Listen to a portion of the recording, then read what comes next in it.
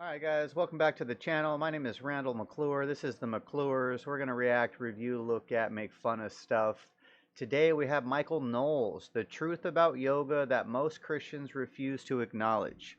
Now I'll be honest, he's interviewing a girl in this video. I don't know the girl's name offhand, and I'm too lazy to minimize the screen and look. But it is what it is.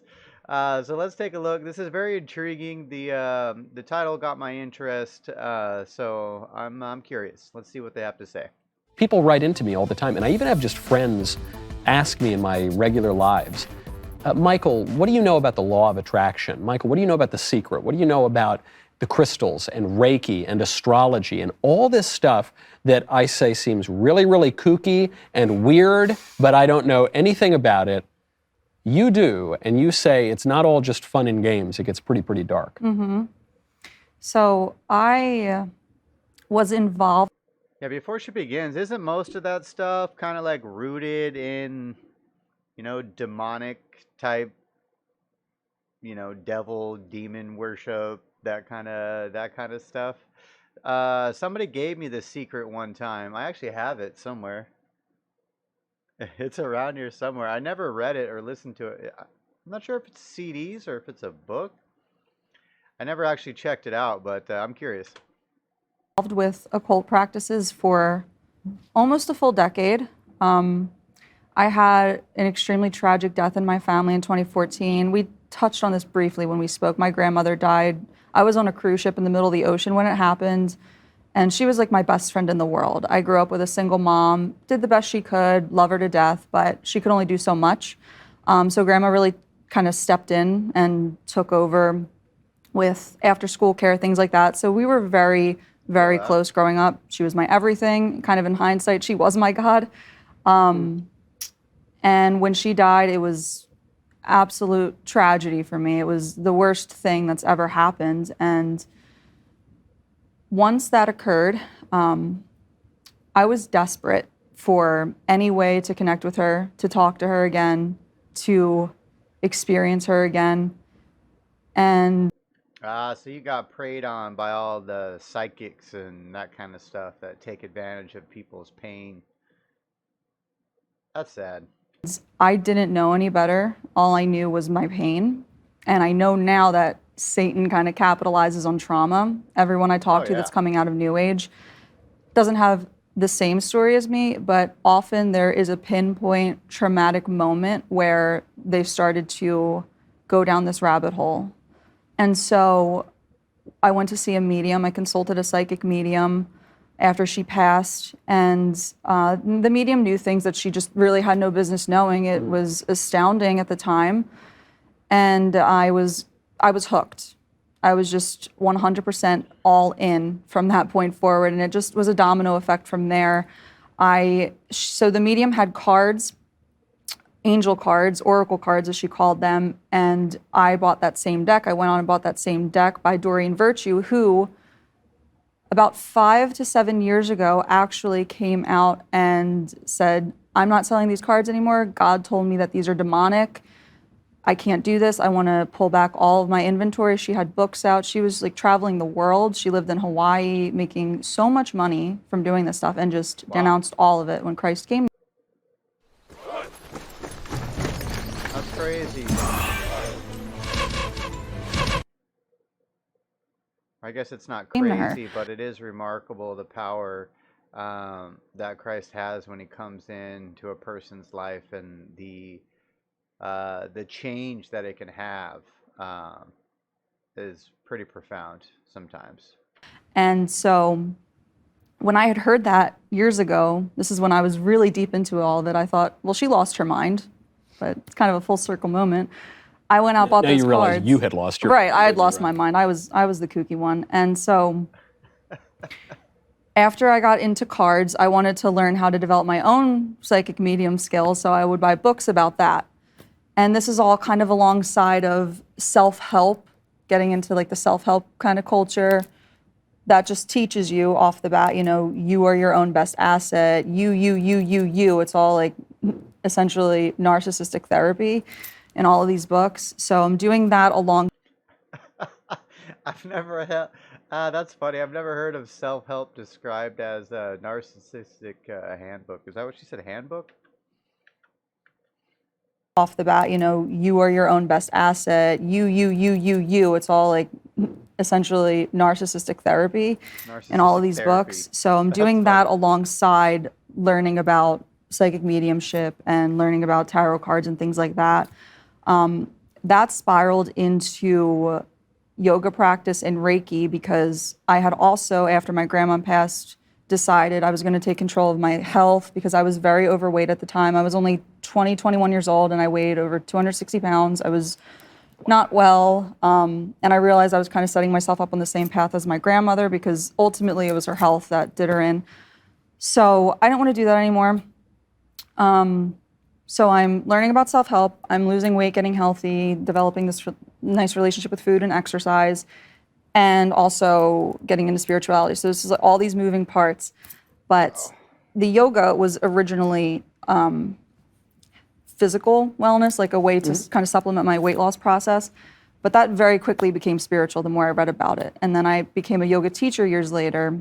And that, as I learned about the history of yoga, that just brought me right into Hinduism and all those concepts. Well, of course, because people think yoga is just stretching or something, and it's but not. really it's a religious liturgy, not just the kind of liturgy of liberal white girls in the suburbs, which is what it has effectively become in America, but it goes back much further, and it's a Hindu spiritual practice.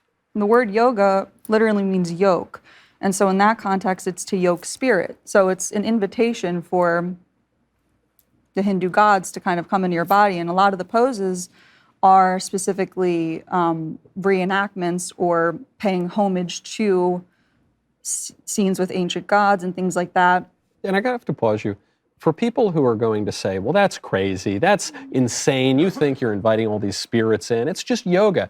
I guess I would have to ask those people, hey, don't you think it's a little weird that in your physical stretches, as you are presenting these things to be, that you regularly chant and invoke ancient kind of Vedic or Hindu utterances? Isn't that a little weird that you go into poses that are explicitly and intentionally spiritual? Which of us is the crazy one here? Because I'm just reading into this long-standing tradition, what it has already always presented. No, I've never done yoga. My wife's actually been talking about doing yoga for exercise. But she don't need any demons in her, bro. I don't know. I don't know about that. Presented itself as doing. Right. And that's kind of a misconception a lot of people have. Even Christians that I talk to now say, well, what's so bad about yoga? I challenge you, go into a yoga studio and try and say God's name.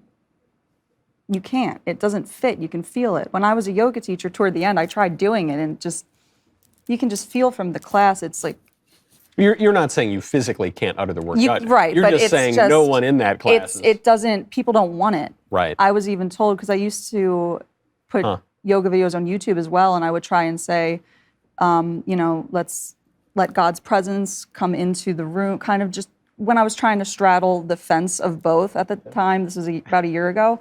So I would get comments, people saying, I don't like that word. Could you say universe? So it's the whole... I don't like that word. Can you say Moloch, please? Right. Can you say Baal? Right.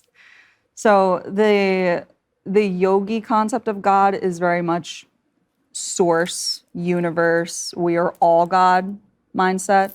And alongside with what you were saying with the chanting and things like that, it's not just the chanting, it's the poses themselves. They're very unnatural. It's very different than just stretching. Yeah. So if you want to stretch, you can do Pilates, right? There's no ohms and ahs in Pilates. And so I always say that yoga is not a physical practice with spiritual benefits. It's a spiritual practice with I should probably just have her watch this video. Physical benefits. So it's just... So you got into yoga, you're a yoga teacher. You mentioned Reiki. Right. I've heard this word before, again, from my kind of white girl liberal friends, and to confess my ignorance, I have no idea what it is. It's energy. How many white girl liberal friends do you think Michael Knowles has? Energy healing. So the idea is, and when I say these things now, I feel like I just sound absolutely insane for having believed it so much. So it's essentially you are able to, allegedly able to tap into the universal energy, universal consciousness, and how that energy is supposed to be all love and healing. And so you are kind of the vessel for that energy to enter in, and you lay your hands over somebody on usually like a massage table, and you facilitate that energy through their body, and you move through their chakra system, which again, that kind of ties into yoga. So the idea is that we have these 7 energy channels in the body, in the throat, in the heart, and they all operate different things for us, like where our insecurities are and our self-expression, our creativity, sexual energy, things like that. And so, for instance, someone might say, I'm having kind of really bad cramps. Can you kind of clear that energy for me? And so you could deduct from that, based on where the pain is and the chakra associated, that, oh, you are probably having some sort of creativity block. Yeah, I'll clear that out for you. And so that's the idea. And you could use crystals to help facilitate that, because all the crystals, of course, have their designated healing qualities, supposedly. Oh, God. I got to ask, Sure. does it work? Or even, does it do anything? It does. It there a definitely puts you in an placebo altered state of consciousness. And that's not just for the person receiving, it's also the facilitator as well sometimes. I would have really intense, because I would facilitate it and also receive.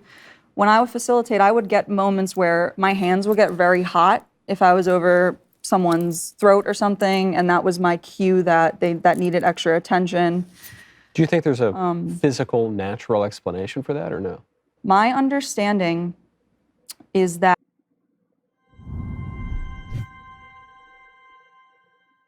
should a school-age girl or a grown money, woman Michael. be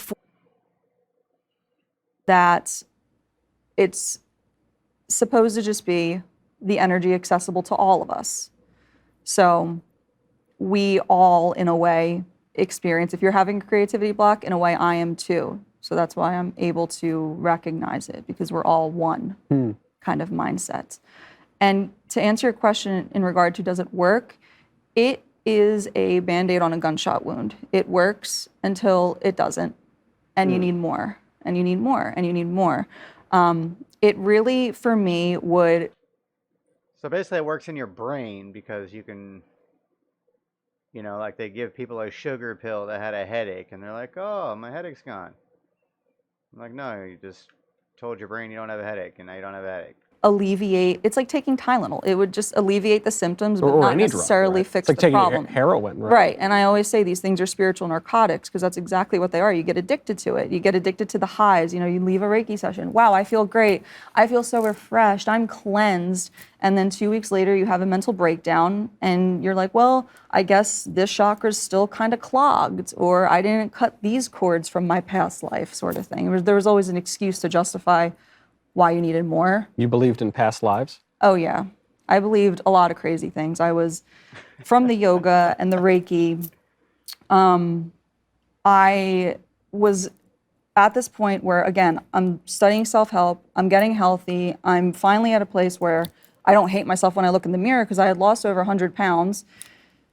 And this was you were a about baddie. 6 years ago. So I'm still sad, you know. I thought I had worked through the grievances of my grandmother the best that I could by getting healthy. I thought, I'm eating well, I'm working out. Why am I still so depressed? I'm reading all these self-help books, like so many self-help books. You should have seen my shelves, it was ridiculous. Why am I not getting better? I'm journaling every day, I'm doing yoga every day, I'm getting Reiki done. I find the people who get into New Age and Reiki and who are really into yoga, they always seem to read a ton of self-help books. Yeah, there's a correlation. What's that about? A savior complex, a self-savior complex. As opposed to a savior. Right, everything Christianity. is counterfeit gospel. Everything, all these practices in one way or another is a counterfeit gospel. And that is where I'm going to get into probably the weirdest part of my story, where I'm up maybe 2 or 3 a.m. one night, Googling, why do I feel like this? Why do I feel like I don't belong? Why do I feel like I'm almost like an alien on this planet? And so I find information, journals from people saying, well, actually, it turns out you are an alien. So yeah, I literally believed I was an alien. They're called starseeds. And the idea is that starseeds come from another dimension, another star system, another planet, another galaxy. Like, I was mentally ill, if you couldn't tell. So, But were you mentally ill in, you know, I don't know, some part of your brain was firing the wrong way? Or were you just deluded? I was deluded. You deluded. I mean, it was not as though, you know, you pop a pill and it fixes a chemical imbalance or something. You had just That's not a gone real so thing, far down this rabbit trail that it compounded on just itself. spiraled, right? Yeah, absolutely. So I'm reading all this stuff, and it made sense to me because it said, you know, you've always felt like an outsider because you are an outsider, you don't belong, and you came here to help Earth. So the Starseed Gospel, as I call it, is that you are kind of a light worker crazy. that has observed the state of our planet. And because, coming back to this idea that we're all one energy, the universe is all one, it's like, well, if this planet is out of whack, then that's going to ripple throughout the universe. So anybody in the comments, if you believe any of this shit, drop me your best argument for why I should pick up a crystal and rub it on my balls or whatever the fuck you guys do.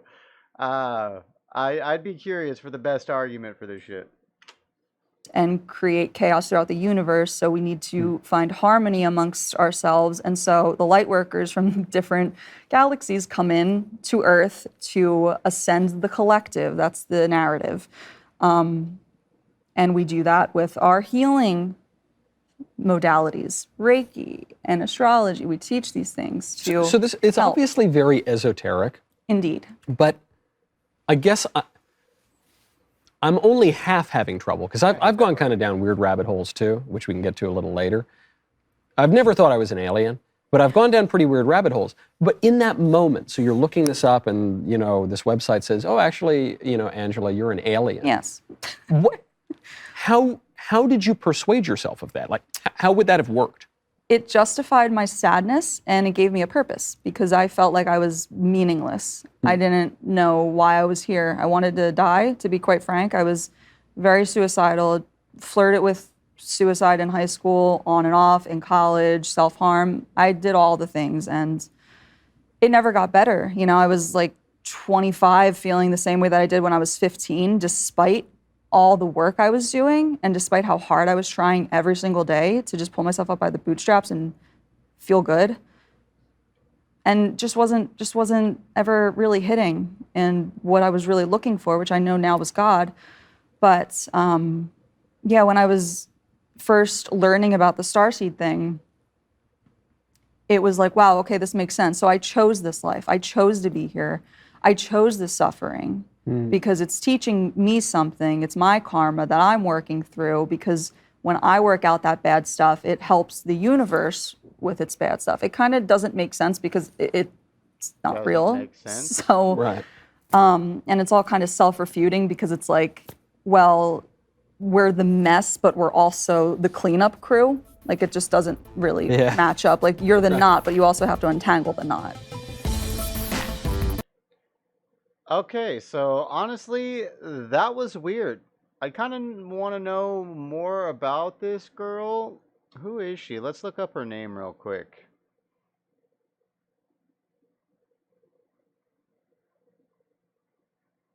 I